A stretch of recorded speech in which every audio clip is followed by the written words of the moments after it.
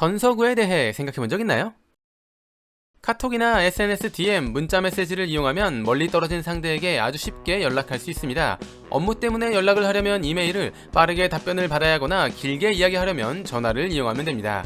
이런 것이 없었던 과거에는 편지를 주고받으며 상대와 연락을 했습니다. 편지마저도 없었던 더 먼 과거에는 사람이 직접 움직여 내용이 적힌 글을 전달했습니다. 그리고 이 당시에는 전쟁이 터지는 것처럼 사람이 움직일 수 없는 급박한 상황이 되면 비둘기 다리에 편지를 묶어 비둘기를 날려보내는 식으로 연락을 했습니다. 그런데 생각해보면 참 신기합니다. 비둘기에게 목적지를 말한다고 해서 이 녀석이 알아듣는 것도 아니고 다리에 편지를 묶는다고 해서 자신을 편지 배달부라고 생각하지도 않을 것 같은데 도대체 어떻게 비둘기로 편지를 보냈던 것일까요? 동물이 다른 장소에 있다가 자기 서식지나 둥지로 다시 되돌아오는 것을 귀소본능이라고 합니다. 비둘기는 귀소본능이 있는데 비둘기를 이용해 편지를 보내는 건 바로 이런 귀소본능을 이용하는 것입니다. 비둘기가 편지 배달부가 되기 위해선 비둘기를 어느 정도 길들일 필요가 있습니다.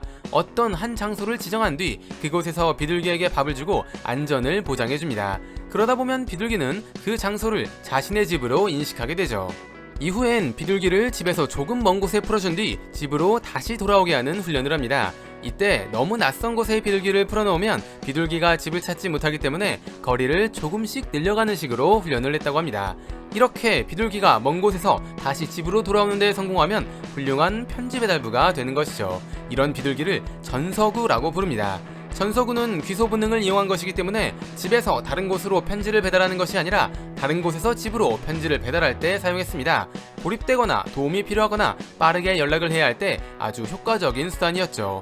비둘기는 시속 100km의 속도로 날 수 있고 하루에 1000km 이상을 날 수 있어 훈련만 잘 시키면 아주 먼 거리에서도 집으로 편지를 보낼 수 있습니다. 그래서 실제로 통신기술이 발달하지 않았던 과거에 전서구를 많이 사용했는데 기원전 3000년 고대 이집트 벽화에 전서구가 사용된 흔적이 남아있고 고대 그리스에서 올림픽 경기의 소식을 알리는데 전서구를 사용하기도 했습니다. 제1차, 2차 세계대전 때도 아군과 통신을 하기 위해 전서구가 사용되었으며 일제강점기 때 만들어진 매일신보를 보면 비둘기를 육군에서 사용하기 위해 장거리 비행을 시험했다는 기사가 나옵니다.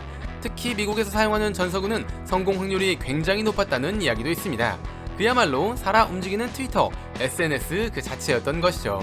이처럼 비둘기는 훈련이 잘 되어 있다면 편지 배달부의 역할을 해낼 수 있지만 언제나 원하는 곳으로 배달한 것은 아닙니다. 지도가 있거나 GPS가 있는 것이 아니기 때문에 길을 잃을 수도 있고 집으로 돌아간다는 보장이 없었고 다시 야생으로 돌아가 버릴 가능성도 있었습니다.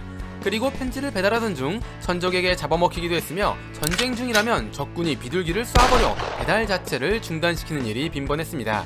그래서 비둘기를 날릴 때 한 마리가 아니라 한 번에 여러 마리를 동시에 날렸습니다. 오늘날 비둘기라고 하면 가지고 있는 이미지 때문에 정말 편지를 배달했을까 하는 의문이 들긴 하지만 한편으론 파란불을 보고 횡단보도를 건너는 이들의 모습을 보면 어쩌면 꽤 유능한 배달부였을 수도 있겠다는 생각이 들기도 합니다.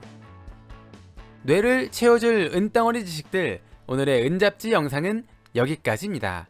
시청해주셔서 감사합니다.